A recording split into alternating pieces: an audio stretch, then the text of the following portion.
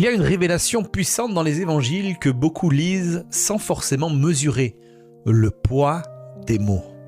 Jésus va dire à ses disciples « Je ne vous appelle plus serviteurs, mais je vous appelle amis ».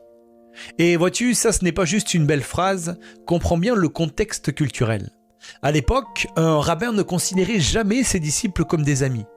Un disciple était un élève, un suiveur, quelqu'un qui recevait des ordres, pas des confidences.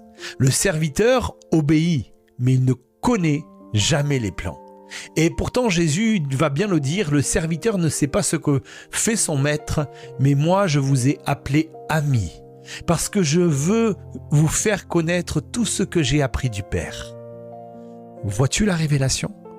Jésus ne vient pas seulement établir une autorité, il vient établir une intimité.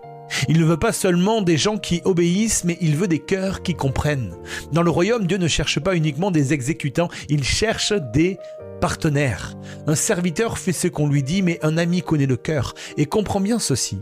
Le plus grand privilège du chrétien n'est pas de servir Dieu, c'est de le connaître. On peut servir sans intimité, on peut agir sans relation, on peut travailler pour Dieu sans marcher avec lui. Mais Jésus ne t'appelle pas seulement à faire, il t'appelle à partager. Partager ses pensées, partager son cœur, partager sa vision, partager son caractère. Et écoute-moi bien, quand tu comprends que tu es appelé ami, tu ne pries plus comme un étranger, mais tu pries comme quelqu'un qui a accès. Tu ne vis plus comme un esclave qui a peur, mais tu vis comme un fils qui appartient. Alors pose-toi la question, est-ce que tu es simplement au service de Dieu ou est-ce que tu marches en intimité avec lui ? Parce que le royaume ne fonctionne pas sur la distance, il fonctionne sur la proximité. Et Jésus ne t'a pas sauvé pour que tu restes à la porte, il t'a appelé ami.